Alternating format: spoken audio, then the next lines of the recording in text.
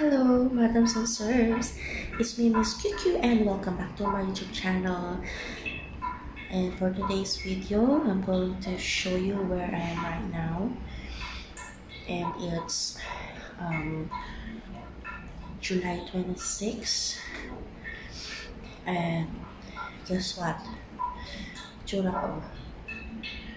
Nandito ako ngayon sa Tri-City Medical Center.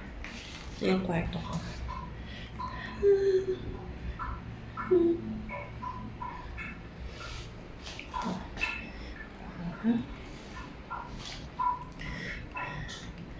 Laki ng CR nila dito.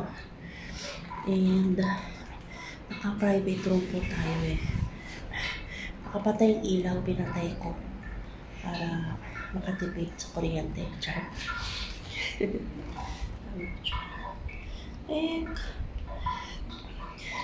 Nag-CR kasi ako. Kaya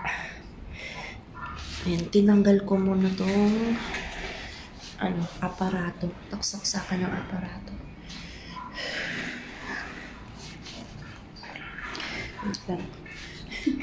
Tsura ko. Kaya ganyan walang suklay-suklay kasi pahiga lang ako sa kama. Yan. Pahiga lang ako dito. And hindi pa ako nakapag-toothbrush. Tulog yung kasama ko. Ayun. Ayun. Ayun panganay kong anak. 19 years old kong anak. Tulog siya. Kasi puyat siya. Hindi pa siya nakakatulog. Kanina pa kasi kami itong 3 AM. So, yun. Hindi pa siya nakakatulog kasi ang tulog talaga nito alas 2 ng umaga. Kasi nag-ML pa siya. Ayan. Na-confine ako. So, pa siya nakakatulog. And, yun. Kukwentuhan ko kayo kung ano ang nangyari. Alright? Wait lang. Parang may kumakatok yata. Wala pa. Alright, so ayun na nga.